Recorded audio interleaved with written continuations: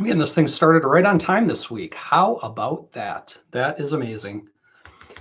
So happy Friday, everybody. Cheers. I hope everybody's week went great. Um, this should be a short stream. I guess there's not a lot to talk about this week. There were two committee meetings, and I mean, there's really not a lot to go over in these. It's just kind of the usual business things, the approving. I guess the main thing is approving concepts for some of the parks. And what else was there? There was the Police and Fire Commission. They had some stuff too. So mercifully, only two meetings this week, but both of them were really long. One was like an hour and 20 minutes. The other one was like an hour and 40 minutes. Okay, so and all for really not a lot in the end. But what I did want to share this week was I had a really fun local business horror story that I wanted to share, and I'll talk about that after I talk about the committee meeting. So that is, I always like to hear these stories about these. I shouldn't say I like to hear them. They're very infuriating, to be honest, but I mean, just these stories of, the struggles that you have to go through as a business trying to compete in a world where you're constantly being obstructed by your local government. To me, that just doesn't make any sense. If the local government is going to exist in any capacity at all, it should be there for your pleasure, um, for your assistance. Like whatever you're trying to do, whatever you're trying to accomplish in life, it should be there to make it easier, not make things more difficult.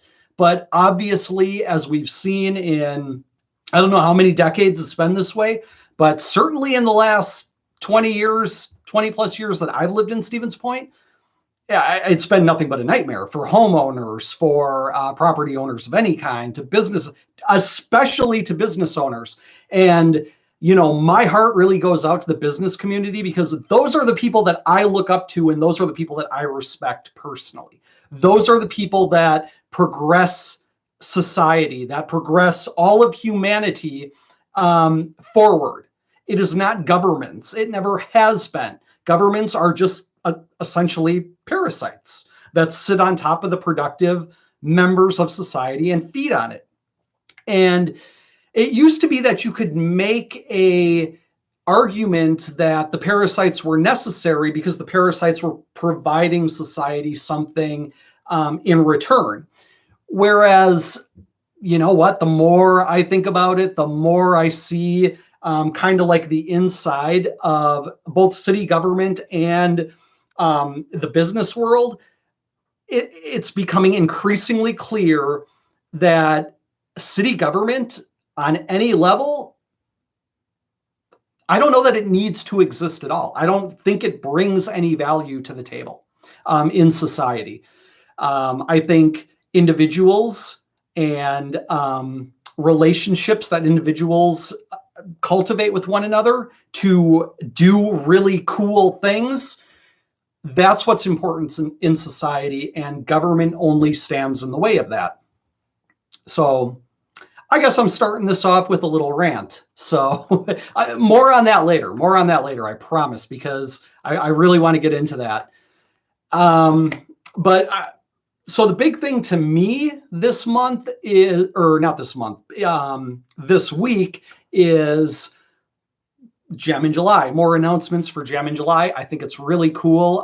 Ben Kollick, who probably a lot of you know, puts this thing on every year that he can, I should say, and his wife too. But I mean, I've never met his wife. I don't know her at all. But anyway, this year, Jam in July is good to go. It's going to be Saturday the 31st. They have 10 bands lined up already. They're going to have food trucks there. They're going to have vendors. Osos and Central Waters, I believe, are going to be providing a lot of the fun juice. I I'm not sure about Point. Like, it seems like Point would be there too, but I only remember for sure that Oso and Central Waters are going to be there. So that's going to be really cool. Again, go check that out. It's going to be July 31st. Really cool event. I think everybody should go and support that and go check out some music and have a good time. And I think Ben does such an amazing job putting this thing together. I like, it can't be easy, right? It can't be easy, like wrangling up all these bands with all their different schedules and their different demands and things like that. So a lot of kudos to him for putting this thing on every year. And I think people should just send him like a message of thanks and be like, Ben, thank you for doing this, because it's a really cool thing to do. Again, not the local government that does this. This is an individual who lives in Stevens Point that has taken it upon himself to do something really, really cool for the community. So that's going on. Anyway, I'll get into this stuff right now. I'll make this short and sweet. Police and Fire Commission stuff. They always have a COVID update. And the police department apparently is 100% back to normal, or they will be as of early this week.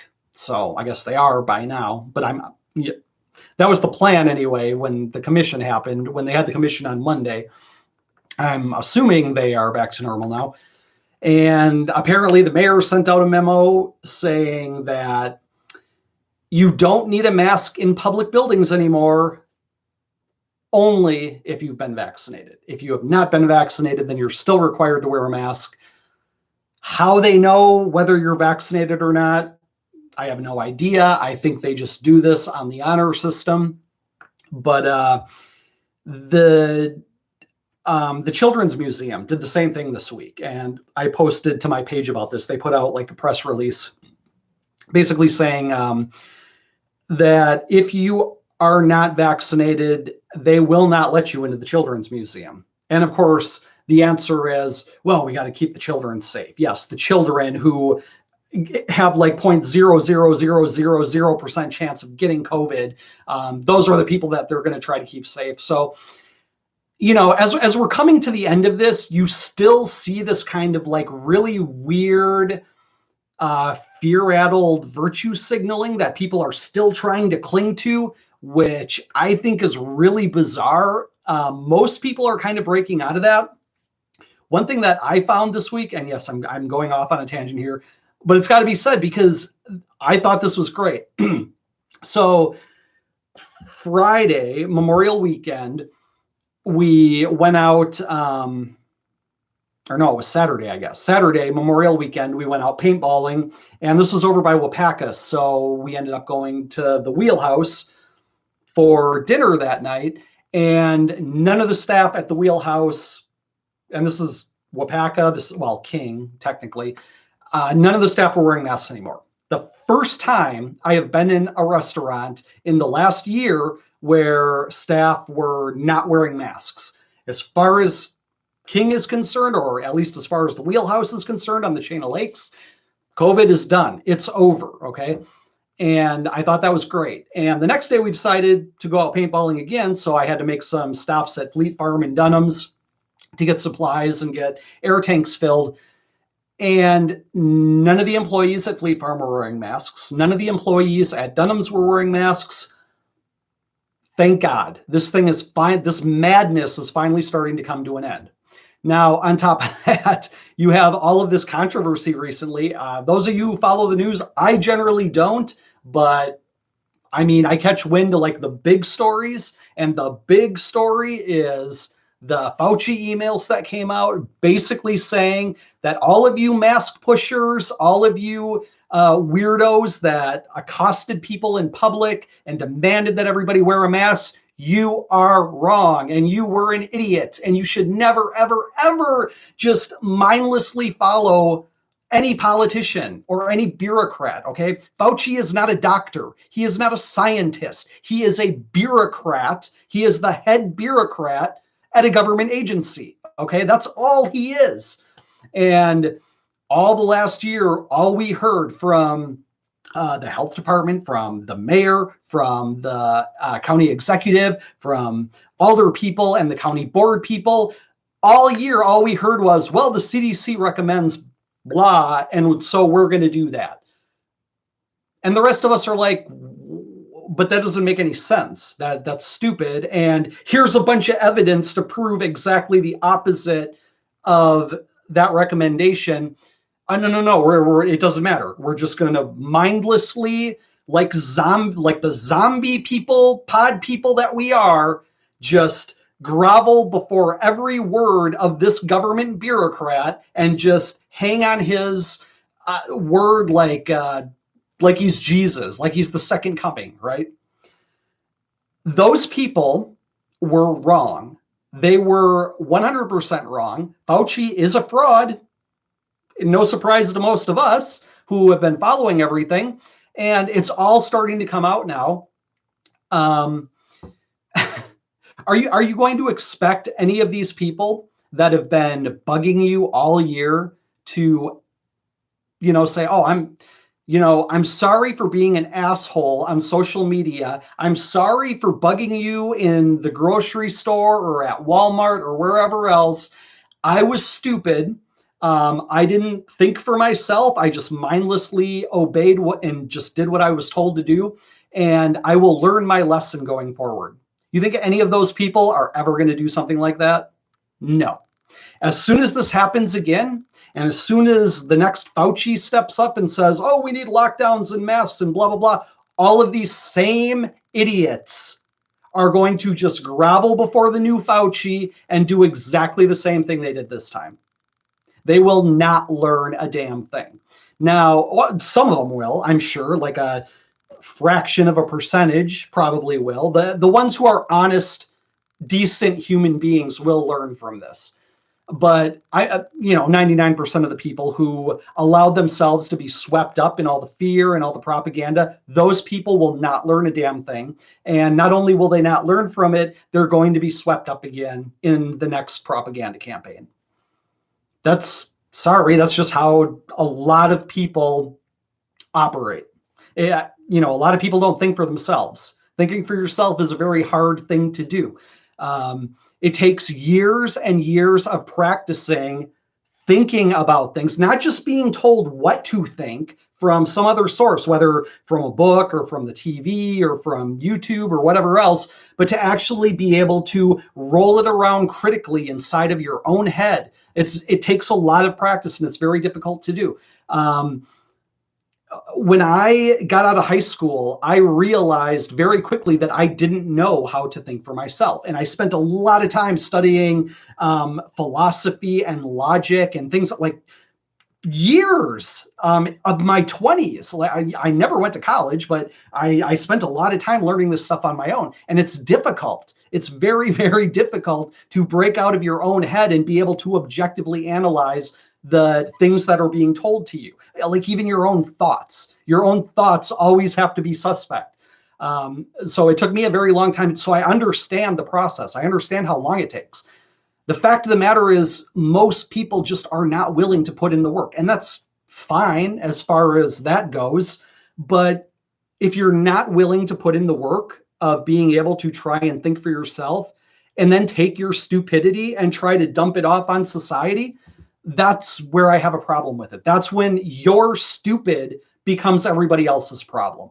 And I mean, I'm not very tolerant of that. I call people out for that all the time. But and people call me out for it all the time too. It's a two-way street. I'm very stupid about a lot of things myself. I understand that. We're all supposed to be sharpening each other out there. Anyway, the point of that is most people aren't willing to think or to learn how to even think about themselves. Most people don't know how to think for themselves.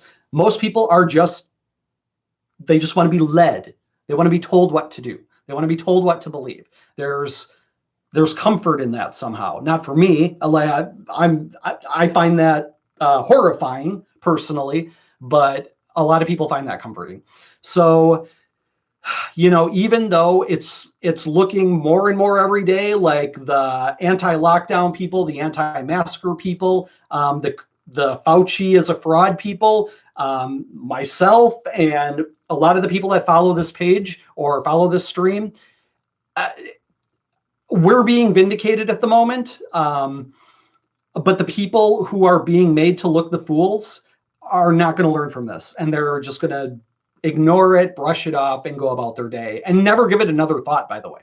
And they will be swept up again. So, you know, I just want people to be prepared for that. Don't expect. I'm a cynic. And there's a reason I'm a cynic, because I don't expect much from other people. I just don't. So, you know, it is what it is. Anyway, the point was that finally we're starting to get back to normal here. It's really great. Yeah, the mayor and the children's museum, they can all issue their, oh, you can't come in unless you're vaccinated, but you know how you can't prove that somebody was vaccinated or not. The children's museum did say you will have to present a vaccination card, and if you don't, you will be asked to leave. Now, I don't know how far they're willing to take that. I don't know if that means if you ignore them, they call the police, and then the police will come and charge you with trespassing or arrest you, or maybe they won't do anything. They'll just be like, look, COVID's over, deal with it. Like, I don't know what the whole process looks like, but they're not going to let you in. I don't know if that means they're going to post a bouncer outside the door. Who knows? But anyway, it's good to see this is all over with. Everything's getting back. The police department's back to normal. A lot of the restaurants in the area and a lot of the department stores are getting back to normal. So that's a great thing. The police chief gave his report. And again, like I've said this before too, I never used to watch the Police and Fire Commission just because it really had nothing to do with city council. But really, it is a good behind the scenes look at what's kind of taking place, you know, behind the curtain of the city. And so I've gotten in the habit of watching it just for that. And you do find out some pretty interesting things once in a while. So the police department just put out, somebody compiled like a history of the Stevens Point Police Department in a PDF file on their section of the website, of the city website. And I kind of perused it, and it looks interesting. Like, I'm a history buff. I like to see this stuff. And I haven't read it through all the way yet, but I mean, that's available if you're interested in the history of the Stevens Point Police Department. That I would recommend downloading that PDF and checking it out. Zenner had some disturbing things to say about a significant increase in crimes against kids, which, if you follow the local media in any degree, for some reason, all of these like sex offenders, like these like child molesters and sex offenders, they always get dumped in Stevens Point. Like, I don't know why that is. Like, why Stevens Point is the like the place for that, but it seems like, at least for a while there, it seemed like every week so and so is being let out of jail and is, you know, gonna live in Stevens Point. He molested 5 kids, whatever. And this went on for like a long time. And like, just in the last week, there was a guy who actually served time for like some kind of sex assault or sexual abuse, and like, he was back in the community and he did it again. And so he's been rearrested now. Look, I don't know what the deal is. Like, I don't know why you're dumping all the people in Stevens Point. There's a good investigative journalist type of thing, you know, if you're interested in that, to look in and see why that is. That Stevens Point seems to be the place to dump all the sex offenders. And what else did Zenner say? He said that they had to cancel their range day for the month of May because they don't have enough ammo. Yeah, join the club. I have not been out shooting for probably since October, maybe, because of the price of ammo. And I know a lot of you guys out there are feeling the same thing. So that's even trickled down to the police department. Like even the police department can't go and do their practice shooting because they just don't have ammo. So for any of you aspiring entrepreneurs out there who are into maybe ammo manufacturing, I know of a local police department that would really appreciate your services, and I know plenty of just gun owners that would really appreciate your services. Open up a ammo manufacturing plant right downtown. That would be great for business, right? Yeah, I mean, it would probably almost certainly never pass the city council, but something to look into. Check into that if you're into that kind of thing. I'm not. I wouldn't know where to start or how to get it up and running, but I would love to help if anybody was really interested in that. Anyway, just something to think about. So another thing that I thought interesting that he talked about use of force and how the police department defines use of force incidences. So he talked about how there was like an increase in use of force incidences. And I'm thinking, well, that sucks, because I'm thinking they got into some kind of fight with somebody, or they had to beat some people up, or whatever they do, sick the canine on people. But apparently use of force is defined as anytime, like even just pulling a taser on somebody is considered a use of force incident. So it's not necessarily there's not necessarily violence associated with that. It could just be the threat of violence. The threat of violence constitutes a use of force incident as far as the police department is concerned, which again, I don't know if you find that interesting. I do. I think it's good to know that kind of thing. Anytime they bring the canine out, I guess is considered a use of force incident, even if they don't sick it on somebody. So yeah, I thought that was kind of fascinating. And this is all the reasons why it's probably a good idea to kind of follow the Police and Fire Commission, because you get this kind of interesting stuff. Board of Park Commissioners. That was the only other thing that happened this week. Thank God. All the meetings that I hate watching are going to be next week, so that'll be a full stream, I'm sure. And an interesting one, because I'm sure there's going to be plenty of bickering. They approved there's the Swamp Monster event going on at Iverson Park, and I think that gets put on by the Boy Scouts of America. So there's that going on. They approved that.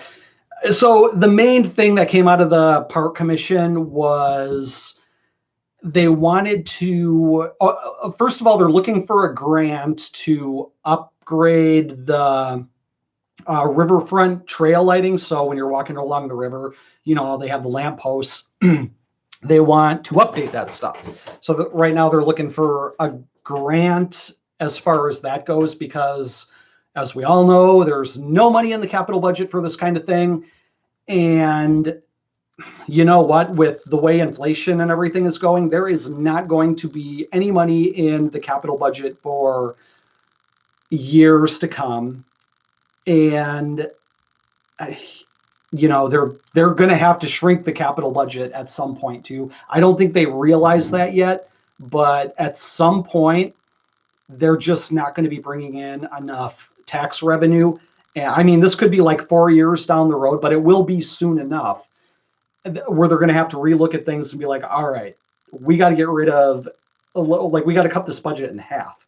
Well, that's what I'm thinking. I'm thinking it's going to get that bad, especially with the way the government's just pumping out money lately. I mean, that's just going to send everything. Well, it's already sending everything through the roof, right?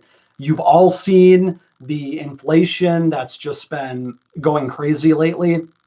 Well, that's what happens when little economics lesson, when the government wants to just throw money at things, they don't have money. It's all based on debt. They have to borrow from the Federal Reserve Bank, which then pumps out the money on their behalf, which the government then promises to pay back with taxes at interest, right? That's how the whole Ponzi scheme works. It's not really a Ponzi scheme, but it's a scheme for sure. So, all these bailouts and everything, like if you're receiving this, good for you. Okay. Take what you can get because it's not going to be here much longer. I just hope you're taking it and putting it into something that's going to hold value. You're not sticking it in a bank account. You're not just blowing it on, a new phone or something else that doesn't hold any value. Like I hope you're getting this money and you're dumping it into something that's going to have some kind of return for you in the future because you're going to need that. The other thing that they talked about was these massive upgrades that they need to do in Kosciuszko Park and what was it? Oh, Bukal Park. So they had concepts available at these meetings for some of the upgrades that they want to make to the two parks. The cost of the concept that they want to employ at Kosciuszko Park is going to be like $250,000. None of the board commissioners were on board with that at all. And there was a lot of talk about how they need to know more about the price tag because that was definitely a sticker shock to a lot of people. And there's no money in the capital budget. So they're going to need to find funding for this. And the same with the Bukal Park renovations that they wanted to make. With that, you're talking over $1 million. As far as the park director, Dan Kramer, is concerned, he thinks it's going to carry like an over $1 million price tag. It's not going to happen. I'm going to throw that out right now. Take note of this video, come back to it 4 years from now. There's not going to be any money there at all. And right now it needs to be funded by the capital budget because they need to find other sources of financing this stuff. And again, I'm not opposed to that at all. I think everything should be financed as far as parks, as far as recreation. I think all of that stuff should be financed through voluntary help and voluntary donation. I don't see the role of the city government in maintaining parks or trails or any of that stuff. I think all the people that are really into that kind of thing can work together and set up their own little board and designate tasks on a voluntary basis. And you know what? When things get really tight, when they have to start making cuts, I'm guessing that the Parks Department is going to be probably the first one on the chopping block. If I had to guess, I don't know. Well, we'll see. We'll see in the future. That's just what I'm thinking here. So anyway, that was the only thing that came out of the park commission. Just those two expenses. And again, the commissioners were really not on board with the price tags on these things. So it's in the conceptual stage. All of this stuff is going to be presented to the public like they do with every major change. They put some kind of model or some kind of concept design together. They put it out there for the public to see. Nobody in the public sees it or nobody knows that it's happening until it comes up to the city council for a vote. This happens time and time and time again. I'm hoping this stream will help keep people more on top of these types of things because this is the process every single time. And it always comes up to city council, and it's only at city council that people start speaking out against stuff. But by that time, they already have their minds made up, whether they're going to pass it or not, and there's nothing you're going to say about it. So, this is one of these things too. When they release the concept designs to the public, look them over and object to the cost immediately. And I will try to pay attention to this. I'll try to follow it and try to keep everybody updated going forward. So anyway, there's that. A lot of money. They're basically talking about $1.3 million at least between the two parts. So, okay, local business horror story. All right. This should actually become a feature because it happens so often.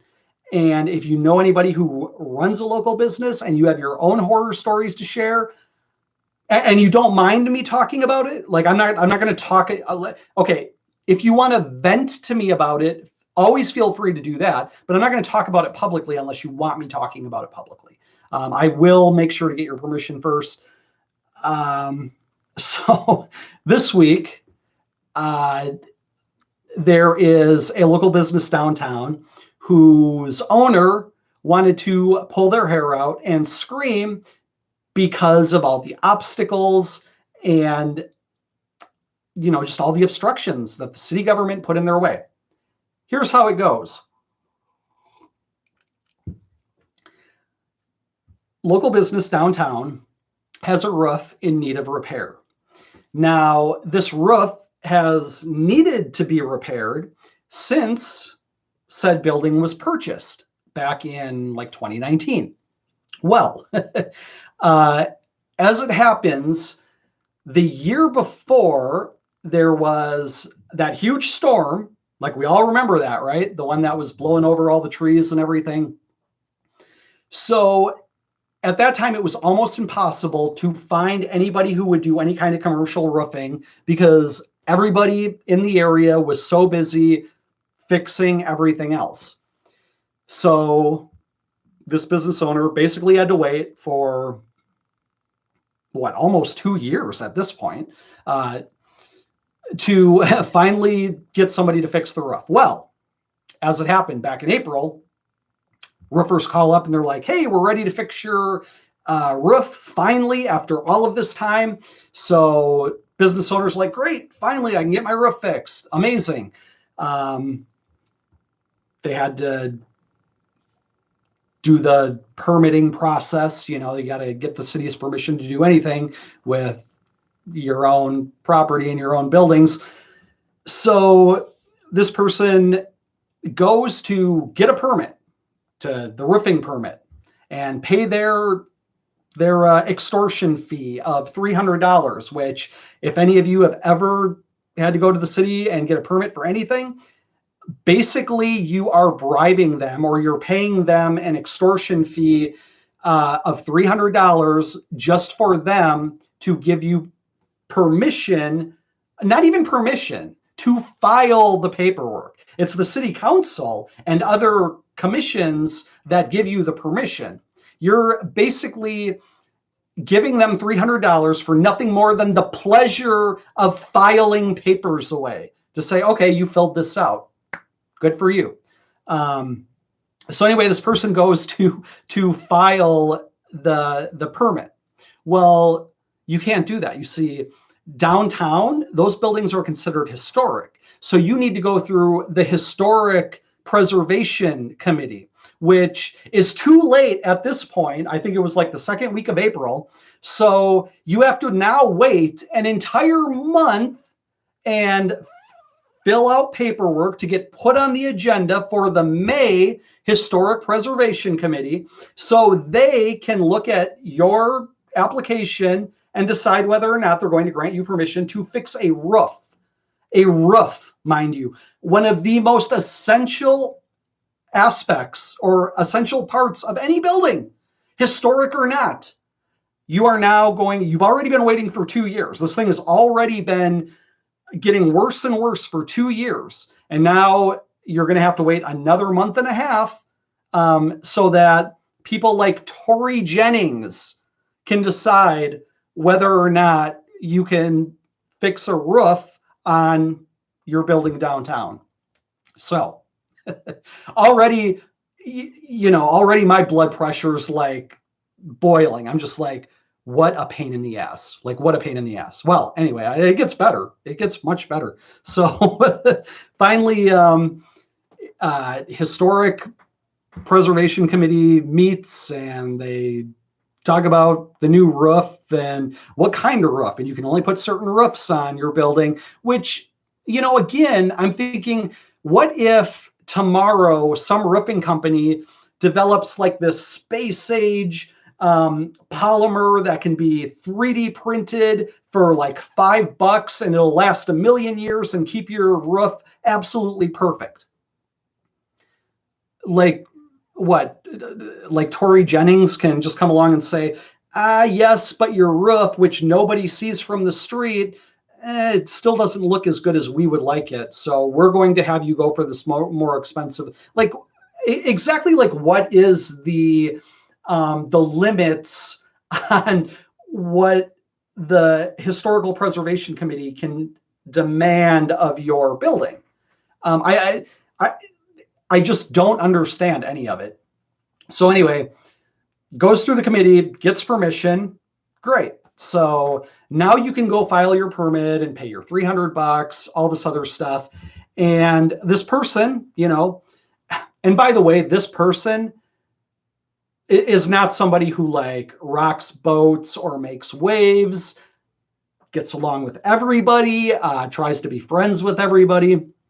And at the um, at the government building where she's getting her paperwork,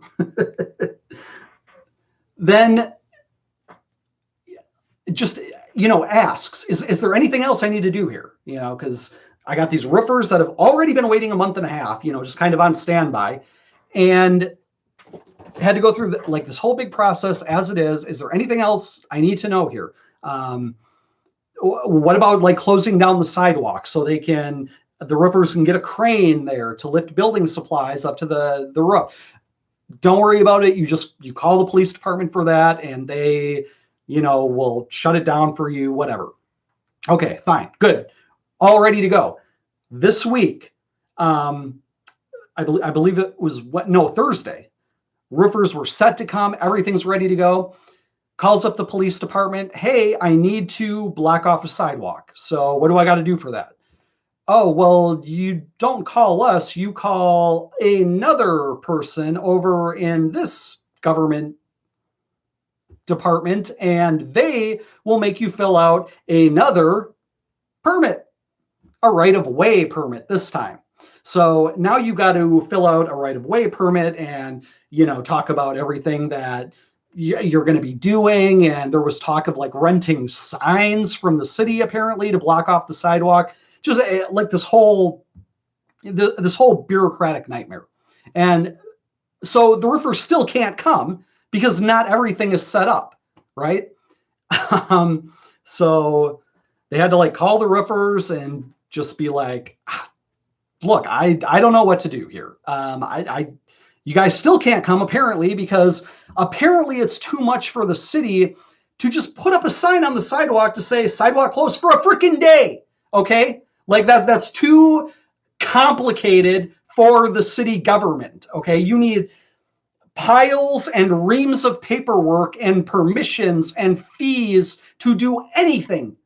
Like anything that's so freaking simple has just been turned into a nightmare. So anyway, roofers are now having to contact directly with the city and be like, look, we gotta do this. We got to do this at some point, blah, blah, blah, whatever. Now, I believe the roofers did begin work today, finally, on this building. But now, let me ask you, at what point in this story did you think to yourself, man, the city government really made this person's life easy? Was there any point in the story where you thought the city government was helpful here at all? Because I don't think there is. Was there any point in the story where you thought the government was in any way necessary to this entire process? Because again, I don't think there was. All I see is a parasitic institution that continues to just stonewall people. Now, you will hear people on the city council, and in other government bureaucracies who proclaim their love for the downtown business community. They want to do everything they can to help the downtown business community. Bullshit. Okay? I don't believe any of them when they just talk like that. Okay? You can have all these warm, fuzzy feelings about how much you love the downtown business community.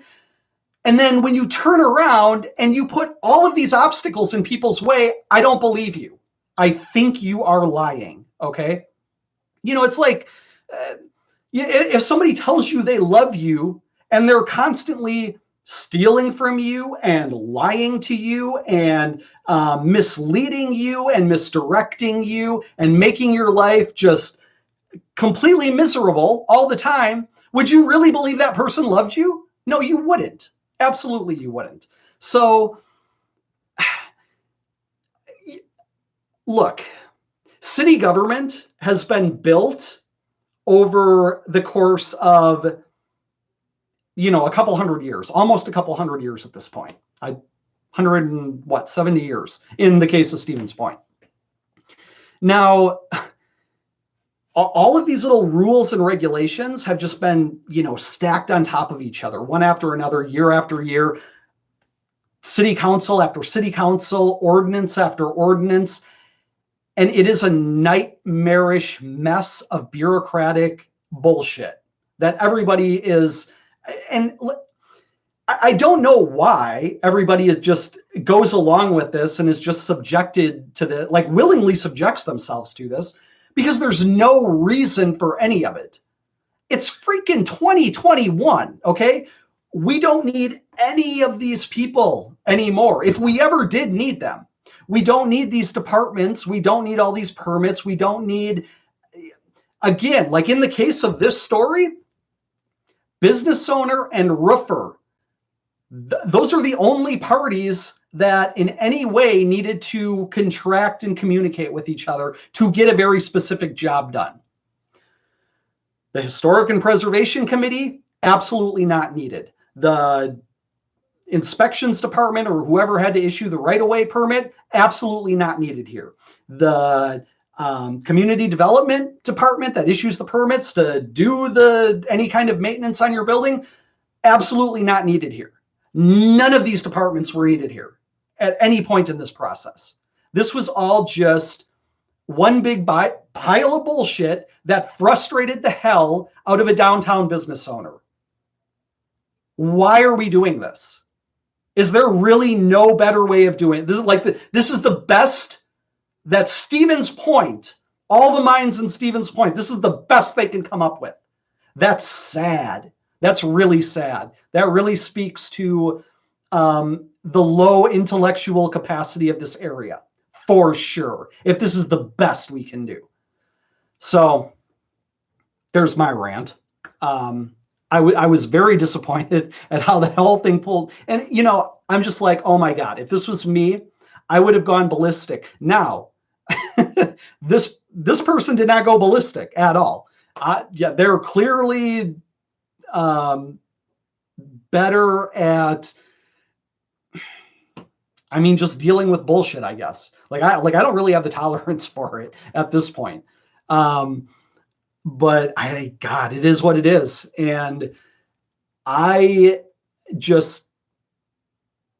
went ballistic just listening to the story. Okay. I was just like, how can they do that? How are they getting away with this? And again, the thing that irritates me most is they all put on their little public masks and they're like, oh, we love downtown. We love all the businesses and we love this and that. Bullshit. Every one of them. Every time they talk like that, they are just talking out of their ass. Every single time. Don't ever listen to them. Call them a liar. Tell them if they really love downtown, they would do everything in their power to make doing business downtown much easier than it is. Most of them are not interested in taking up that task, making that fight. When I run against David Shore again, I'll be that guy. I'll be the guy that goes in there and you're like, this is all bullshit. This is all stupid. None of you people should have anything to do with the downtown business district at all. But that's not going to happen, obviously, but it's so frustrating. But would these buildings lose their historic integrity without the Preservation Society? And what if the roof was done improperly? Doesn't the final inspection give accountability? That's always the excuse, right? Well, if we didn't have our inspectors go in there and inspect, then how do we know that they did a good job? You know what? Most roofers, they have reputations to maintain. They're not going to be like giving you shoddy roofs, okay? And like anyway, like I'm not against inspections at all, like in any capacity. My question is, why does the city government in charge of building inspections at all? Like, why isn't there an independent agency that just does that as a courtesy to contractors of all kinds, whether they're roofers or construction workers or cement workers, whatever it is? Like, you don't need the government to provide the inspectors. That's just another, pile of paperwork that make it impossible for you to do anything, right? Would the buildings lose their historic integrity without the Preservation Society? Here's my answer. I don't care at all. Like, I don't care about preserving the historic integrity of anything. Like I don't understand really this fetish for nostalgia that people seem to have. Like, a lot of these buildings are in bad shape and could use a major overhaul in a lot of ways. Now, here's the thing. Most business owners want to protect the integrity of the historicity of a building downtown. Most of them want to do that. You don't need, again, a government agency off here on the side telling you you must do this and then claiming control over all of your improvements. That doesn't make any sense to me. But again, it just comes back to me. It's all about property ownership. If you own a building downtown, do whatever the hell you want with it. Improve it however you want. It's that simple. Like, why do you have to go to Tori Jennings and ask her permission to put a freaking roof on your awful roof, to replace your bad roof? Why do you have to go and ask her permission for that? That just doesn't compute with me on any level.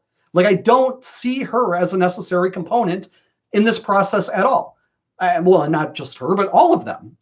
So what if the roof is done improperly? Then sue the roofer, okay? Then take them to court and sue them for every penny and make them pay you back or send them to prison or whatever else you want. There's lots of recourse legally for, it's called fraud, right? When you pay somebody to perform a service and they don't perform said service, they've defrauded you. There's already laws on the books for that. So again, all of these questions that you're asking here are all questions that people on city council and the bureaucrats that run the different government offices ask you as a counter to, well, without us, how would any of this happen? Like, oh, everything would just fall apart and everything would be nasty and ugly. Because of us, everything wonderful and beneficial to the city of Stevens Point is as it is. But that's all a myth, okay? Like, none of that's real. It's not. The person replacing their roof, the person, not just that person, every single person who runs a business downtown provides more value in one day than all of the city bureaucrats provide in their entire years of working in the bureaucracies. Okay? That's a fact of reality. And people will dispute me on whether or not that's a fact of reality, but you know what it is. So I'm going to stand by that. Anyway, I wanted to tell that story because it's so blood boiling. And again, if you're a business owner that just you want to vent about stuff like that, I will hear you, and I'm going to be on your side because this kind of thing drives me insane. All right. Well, I'm going to shut this thing off. I've been at this about 15 minutes. I'm going to shut this off and I'm going to go eat dinner. So, yeah, I hope you all have a fantastic weekend. And I guess that's it. I'm probably forgetting something. Every time I shut one of these off, I'm like, oh, I forgot to talk about blah, blah, blah, whatever. I'm going to do it again. So cheers, everybody. Have a fantastic weekend.